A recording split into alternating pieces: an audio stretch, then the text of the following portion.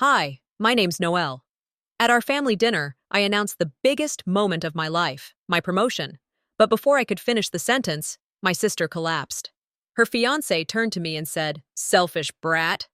And just like that, I disappeared. No one asked if I was okay. No one even looked at me. Later that night, I found out my mother had erased my name from the tribute I helped build and replaced my photo with Bellamy's. That's when I knew. They hadn't just forgotten me. They removed me. But I came prepared. So I stood up and I hit play. What happened after that? No one in that room will ever forget. But what would you do if your whole family rewrote you out of your own story? Family reunions were always heavy, not because of the travel or the awkward conversations or even the food, which was usually bland and underseasoned. No, the weight came from knowing that no matter what I'd done since the last one, it wouldn't be enough to shift the spotlight away from my sister. Bellamy had a way of commanding attention without raising her voice, without trying, supposedly. We gathered every September in Flagstaff, same rented hall, same slideshow of childhood photos playing quietly in the background, same jokes passed around like stale bread, warm lighting, soft jazz looping over cheap speakers, round tables wrapped in white linen. Some years, I'd sit quietly at the corner table and let them forget me.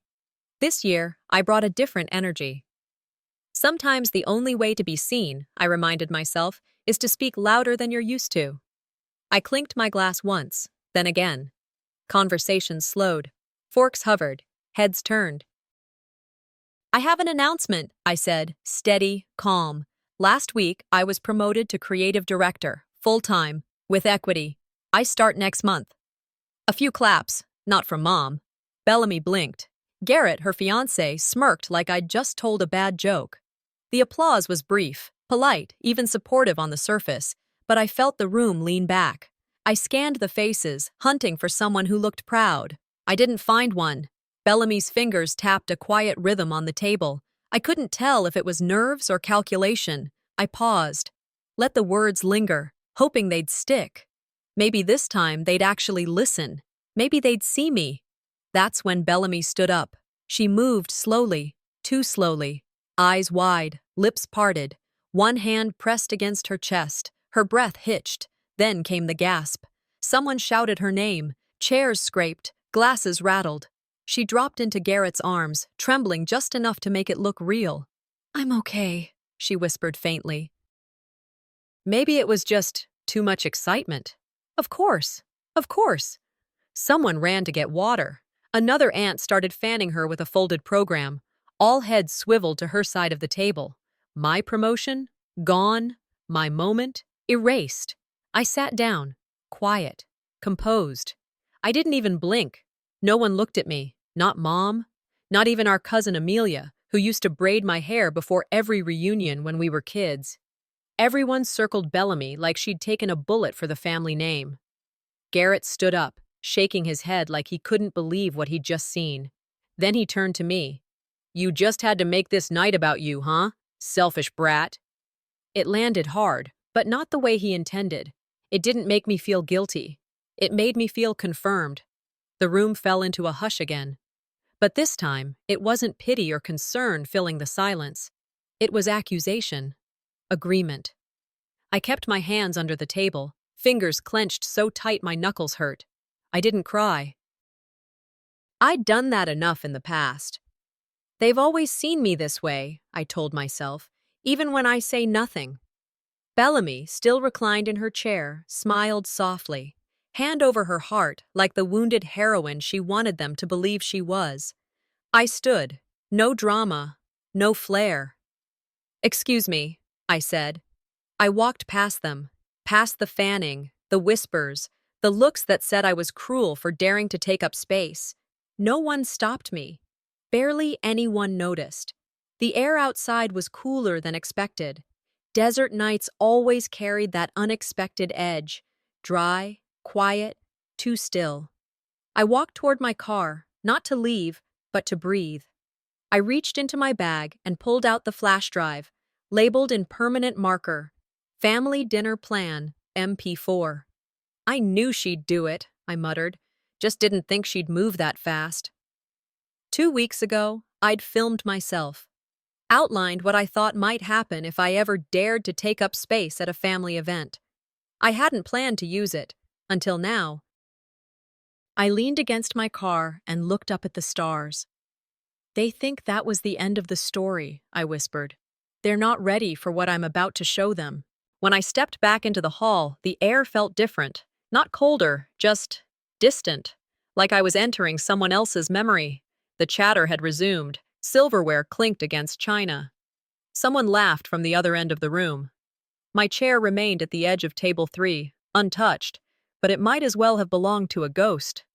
I sat down quietly, adjusted the cloth napkin that had somehow been draped over my name tag. They didn't ask where I went, didn't ask if I was all right. Bellamy sat 2 seats over, nestled between Aunt Rhonda and her best friend from college, cradling a mug of tea like she'd just come back from war. Her smile was frail, delicate, almost rehearsed. Her voice stayed low, so people leaned in, pulling her in closer. No one leaned toward me. When people ignore your absence long enough, they stop noticing your presence altogether. A sudden voice echoed from the microphone near the podium. "Before we move into desserts, we want to take a moment to thank the ones who made this night happen." A few heads turned toward Bellamy. She lowered her eyes humbly, like she hadn't been waiting for this. The slideshow began. Names slid across the screen: committee heads, donors, volunteers. Bellamy's name appeared twice, once under planning team, once under inspiration. Mine never showed. I had paid the deposit for the venue, handled the permits, written half the script for the MC. An older family friend sitting next to me leaned over and whispered, "Didn't you set this all up?" I smiled the way women do when they know the answer won't matter. I just helped a little. They never forget what you give them. They just choose to forget who gave it. The slideshow faded, and a new video began without warning. Childhood photos flickered across the screen, mostly Bellamy's. Her first bike ride, her Halloween costumes, her high school valedictorian speech. A gentle piano track played behind her voice, already recorded. "I wouldn't be who I am without your belief in me. Your prayers carried me. Your love healed me." Mom sniffled. Aunt Miriam wiped under her glasses. Applause followed. Bellamy didn't stand. She just bowed her head modestly, like someone accepting a Lifetime Achievement Award. "That's not a tribute," I murmured under my breath. "That's a campaign ad." Then I saw it, a family photo from when we dedicated the new community garden. I remembered standing in the middle, dirt on my jeans, holding a shovel. In the video, I was cropped out. Only Bellamy and Lenora remained in the frame, smiling, arms around each other. No one gasped. No one noticed. They never do. Years ago, at another event like this, I remembered dragging tables into place while Bellamy posed for photos. I wasn't in any of those either. As the video ended, people stood to move around, stretch, refill drinks. Several cousins surrounded Bellamy, calling her brave, telling her they were inspired. I stood near the buffet, alone, holding a cup of lemon water like it was armor. "You've always been the strong one, Noelle," my Uncle Rick said, patting my shoulder. "You didn't need the spotlight." "No. What I needed was acknowledgement. They call it strength so they don't have to offer you support." Garrett passed by, saying nothing. Bellamy kissed cheeks, laughed softly, accepted praise like a gentle queen. Someone shouted something about getting her face on a t-shirt. Everyone chuckled. I didn't. Later, I slipped down the hall toward the restrooms. I locked the door behind me and took a breath. My bag was still with me. I unzipped the side pocket, pulled out the flash drive. "Too soon," I muttered. "Let them overplay it first." I opened my phone, tapped in a note. Phase 2. Confirm audio integrity before Thursday. My hand hesitated before tapping send. A week ago, Osiris Gray had said, "She'll trigger herself. You just need to keep the timeline tight." I trusted him, I trusted the files, but I wanted it to hurt when it landed. Not in anger, in accuracy. I looked at myself in the restroom mirror. Not for makeup. Just to see if I still recognized the woman standing there. I adjusted my necklace, pocketed the flash drive, and stepped back into the hall. I walked slower this time. Not because I was tired, but because they expected me to disappear quietly. I slid into my chair, lifted my water glass, and whispered, "Let them finish writing the narrative. I'll show the footage that rewrites it." When I stepped back into the room, the lights hadn't dimmed, but the mood had settled. People had gone back to pretending they hadn't watched my moment vanish, pretending Bellamy hadn't orchestrated the whole thing like a rerun of every other family event. The clinking of forks paused as I walked past, just long enough to register I was back, then it resumed. A cousin muttered loud enough for me to hear, "She always makes it about herself." I didn't flinch. That was the role they'd assigned me, and no matter how quiet I played it, they still found it disruptive. When they all look at you the same way, it stops being about disagreement. It becomes doctrine. I sat at my place, slid the napkin back over my lap. No one said a word. No one looked. Not even Mom.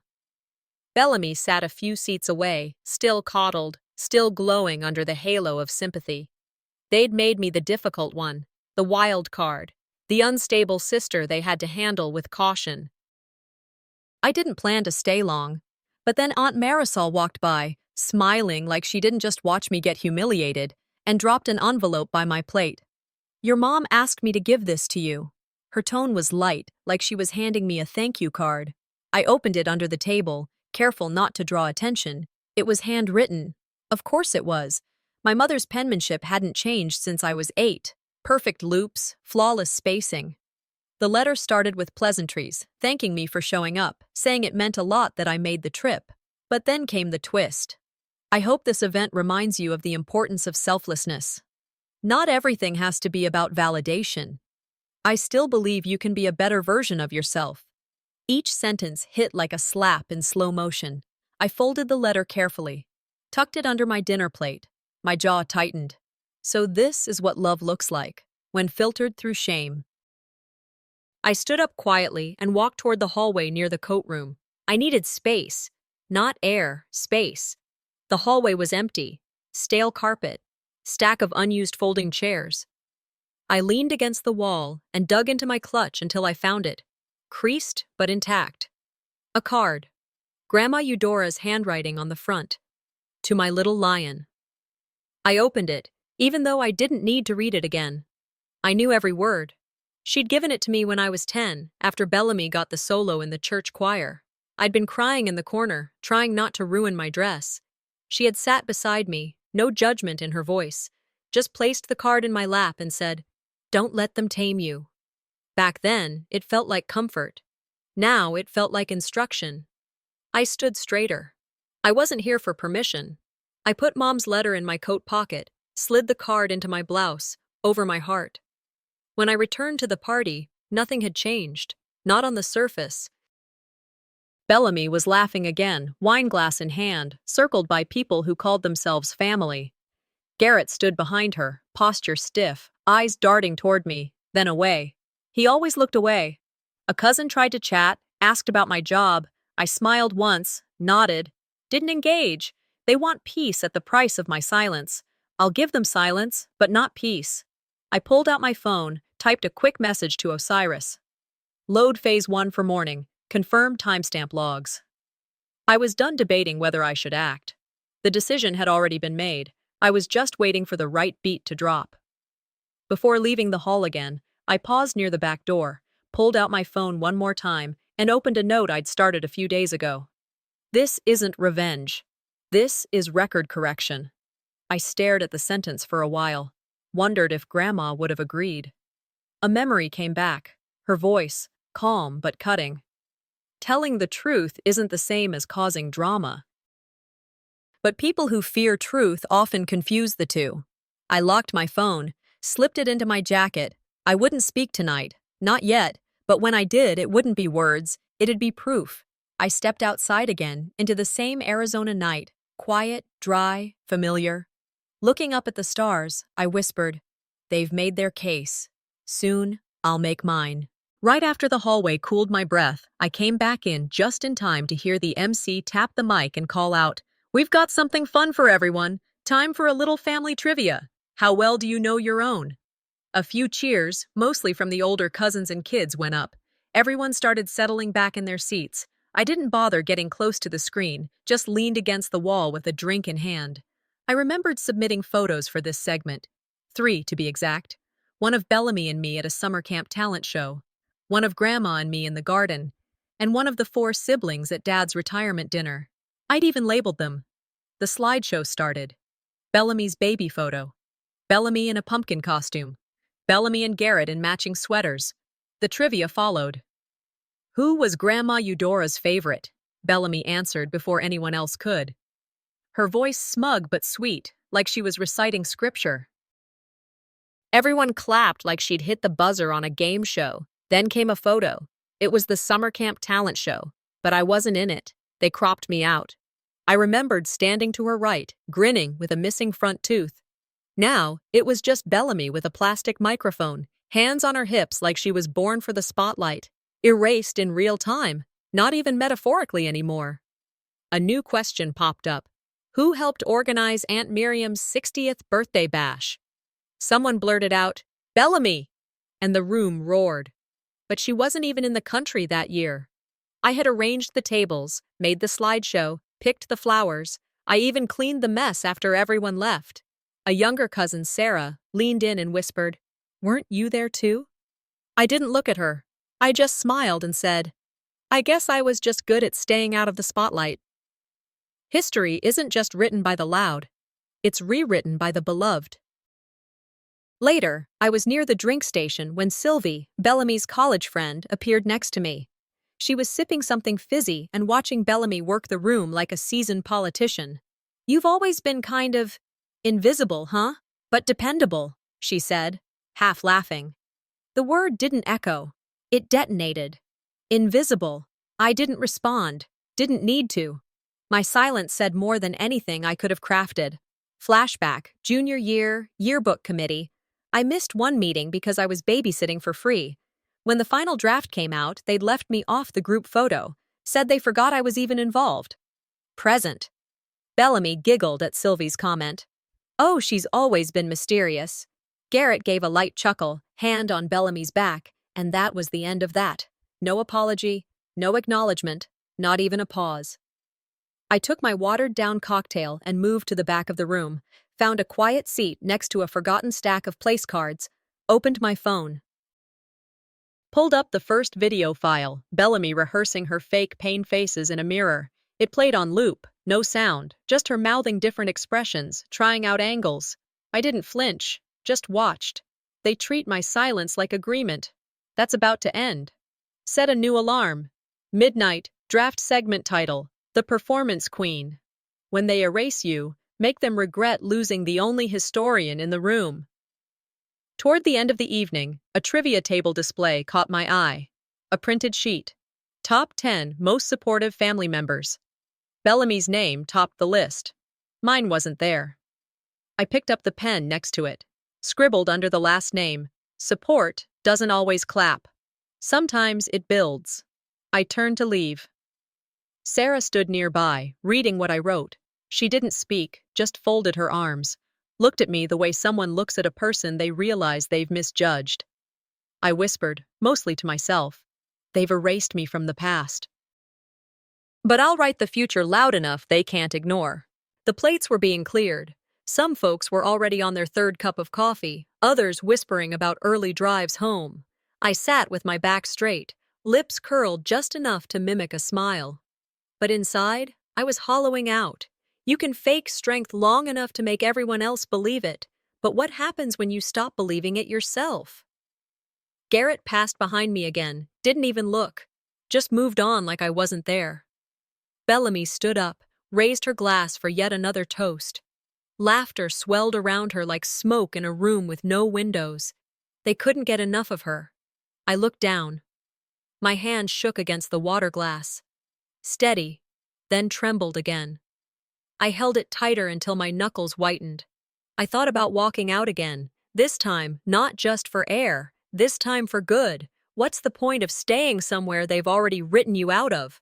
I heard the clinking die down as Bellamy spoke. Something syrupy about resilience, family ties, healing. Then, unexpectedly, another voice cut through the room. "Funny," the voice said. I remember Noelle coordinating every detail of Bellamy's recovery plan that summer. No offense, but your timeline's a little off. Silence. Real silence. Not just quiet, air-stopped silence. I turned slowly. Jovan Creed.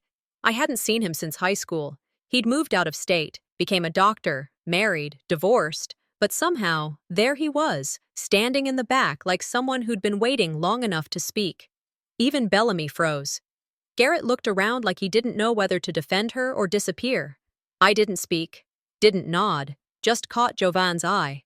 He held my gaze, didn't smile, didn't need to. A quiet thread stitched something back together inside me. For a split second, I remembered that summer. Bellamy couldn't walk across the kitchen without collapsing into a chair, claiming a migraine, or acting like the air was poisoned. I handled every appointment, every pharmacy pickup, every call to her therapist when she missed a session. No one else remembered. Jovan did. The moment passed. Bellamy recovered, gave a little laugh, like it hadn't shaken her. But her voice cracked. Only I noticed. Later, when Amelia walked up to hug Bellamy, right after dessert was served, I stepped forward too. It wasn't planned, just reflex, just habit. Before my hand could reach, Amelia leaned in the other direction, wrapped both arms around Bellamy.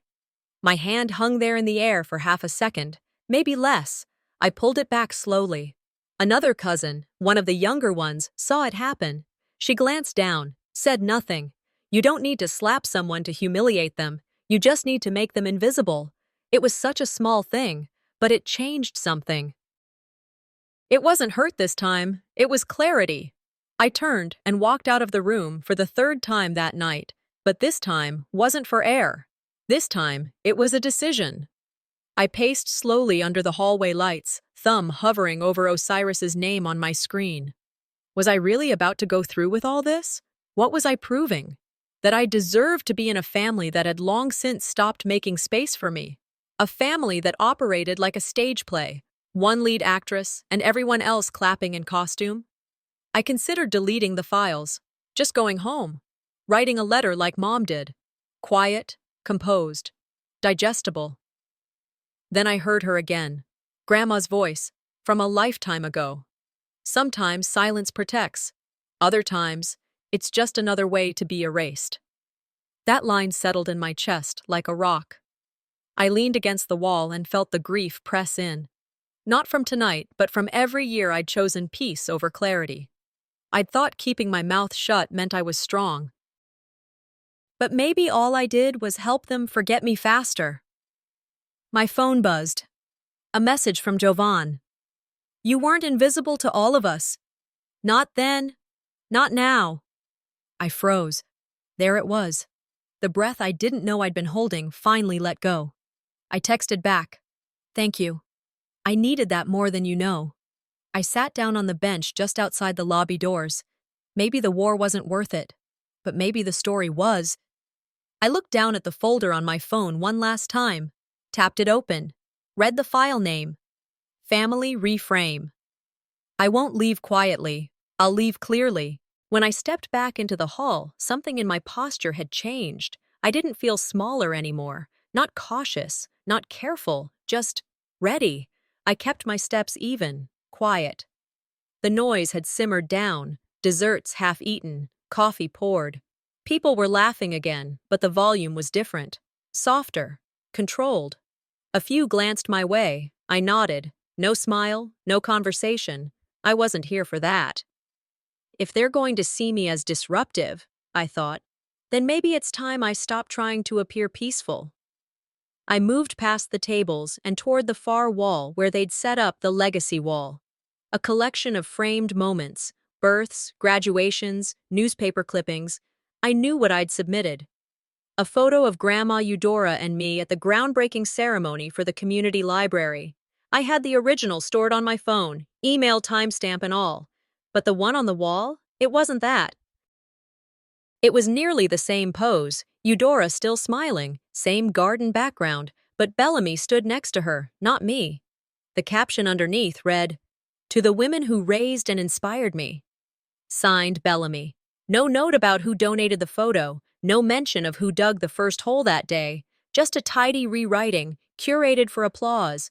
I pulled up the email I'd sent 2 weeks ago, scanned it, same file name, timestamp intact.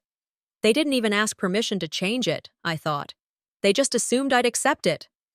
I took a photo of the framed replacement, not to remember it, but to include it in the file, the one I'd started building after Bellamy collapsed during my promotion speech, the file labeled Initiate. I kept my phone in my hand as I walked away, toward the dining area, where guests had settled in for final toasts and late-night banter. A cousin waved at me, gestured to an open seat. I walked over, expecting a spot near the others. But my name card, spelled Noelle, was at a two-top near the kitchen exit. No centerpiece, no view, no warmth. Everyone else sat at round tables full of chatter and glasses clinking. "We included you," the seating said. "Just not with us." I pulled the card close, held it between my fingers. Noelle had become Noelle now. Easier to erase when the letters blur. Invisibility isn't accidental. It's curated.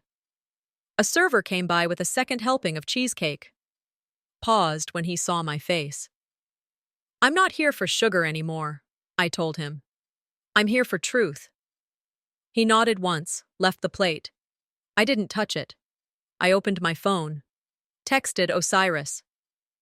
Timestamp verified. Photos incoming. Then I opened my notes.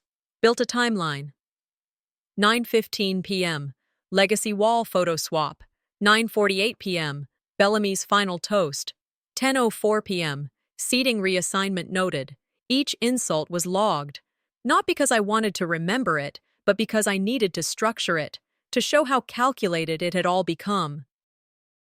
"Document everything," my old professor once said. "Not for vengeance, for clarity." I wasn't asking why me anymore. I was asking, how do I prove this was never accidental? As people lingered near the bar, I slipped into the back hallway. Coats lined the racks, dim lights. It was quieter here, cleaner. I reached into my jacket pocket, pulled out the small USB, plugged it into my laptop, and waited for the folder to load. Echo-proof plan. It opened. Side-by-side photos, originals and edits, screenshots, audio files, dates, metadata, conversations, all aligned. I reviewed them, one at a time, no shaking hands now, just methodical breath, steady eyes. If they didn't want this seen, they shouldn't have let me stay quiet this long. I closed the laptop. Tomorrow, they won't just see me. They'll hear me. The lights dimmed again. People hushed with the instinct that something official was about to begin. I took a breath. My hand rested on the edge of my bag, fingers tracing the outline of the flash drive inside. Bellamy's tribute video started with soft piano notes and a fade-in of her lying in a hospital bed. Faint smile, eyes closed, hands folded. She looked holy. Her voice came next. Polished. Practiced. "To those who carried me through darkness, your light kept me alive. This is not just my journey, it's ours." Photos rolled by. Bellamy in a wheelchair, Bellamy at a retreat, Bellamy at graduation in a white gown under bright sun. The camera angles perfect, the framing careful. At minute 4, a shot passed by with me in it. Just barely. Blurred. Standing in the background, holding a water bottle. They didn't just want me quiet. They wanted me forgotten. No one noticed the exclusion. They clapped. Even Mom dabbed her eyes with a napkin she'd folded in half like it was a holy act. I looked around the room. I had been erased with the kind of skill that only comes from people who believe they're doing what's right. My bag shifted slightly as I stood. Quiet, calm. I walked to the AV table in the corner and tapped Osiris on the shoulder. "Play track 3, I said. "Now." The screen flickered. The music stopped. A few murmurs floated up, confused voices, chairs shifting. Then silence. Then her voice. "Just time it right. Announce something big. She'll flinch. I'll faint. She always takes the bait." It was Bellamy, crystal clear. No editing. Just her voice and her words. No background noise. No distortion. Just intent. I turned slowly to face the room, a sea of frozen expressions. Aunt Miriam's mouth hung open. Uncle Joe lowered his wine glass mid-sip. Garrett turned pale. Lenora gripped the edge of the table like it had just moved under her. Bellamy didn't say a word, didn't need to. Her face said it all. Wide eyes, throat working to swallow nothing. No denial, no accusation, just silence, because anything she said would dig her deeper. I wasn't smiling. I wasn't shaking. Truth doesn't roar. It echoes. Someone from the middle of the room, maybe a cousin, I didn't turn to look, called out, "Can you rewind that video? Play the ending slide?" Osiris clicked. The final screen of the tribute returned. "In gratitude to those who gave everything," it read, and below it, a quote. "To be quiet in a world that forgot you is still a form of dignity." Bellamy Knox. Except I'd seen those words before, because Eudora Hayes had written them. To me, in her own hand. I kept the card. It lived in my top drawer at home, tucked under my passport. I stepped forward, just one pace.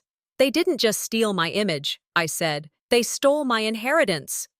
Nobody moved, so I did. I walked to the front, pulled out my laptop, and connected it to the projector. Osiris switched the source. On screen, a split-screen image, my original photo with Grandma at the community garden, time-stamped submission email from me.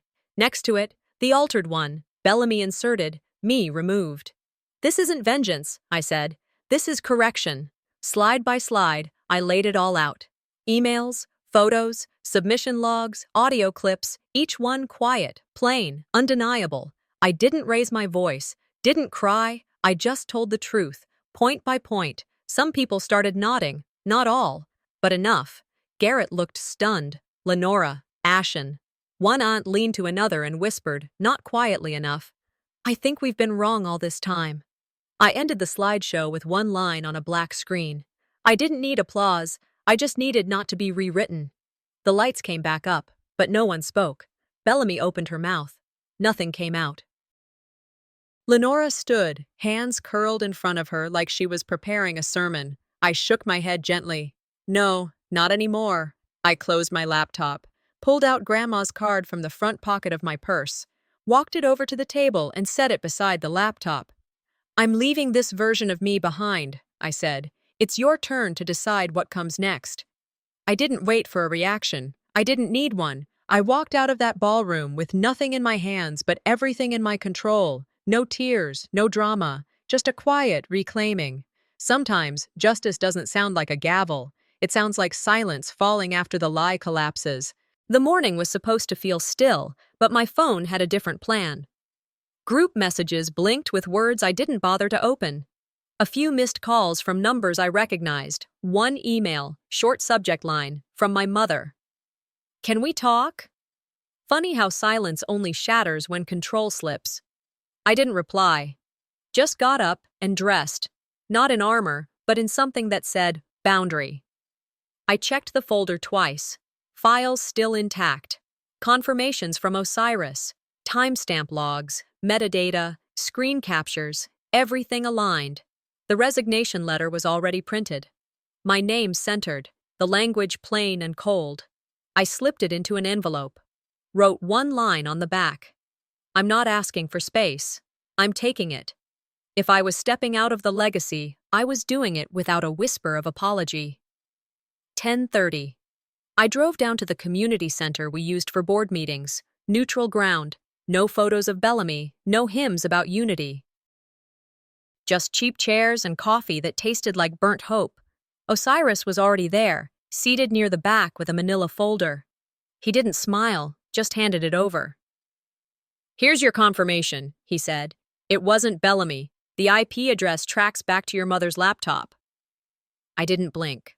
A scene played in my mind. 2 weeks ago, Mom asking, "What day do those files need to be in by? Just in case Bellamy forgets." Just in case. Right. I opened the folder. Email headers, routing paths, server pings. Osiris had even printed the browser log. Every click, every cover-up. She didn't just protect Bellamy. She weaponized motherhood against me. I closed the folder, sealed it in an envelope, and wrote across the front, Truth is never a betrayal. We walked together to the boardroom. The rest of the family trustees were already seated, Bellamy included. Garrett didn't come. Mom was near the front, her hands folded, expression neutral. Too neutral. I didn't sit. I stepped forward, placed the envelope in the center of the table. "This is my resignation," I said. "Effective immediately. I am no longer part of the Coulter Community Trust."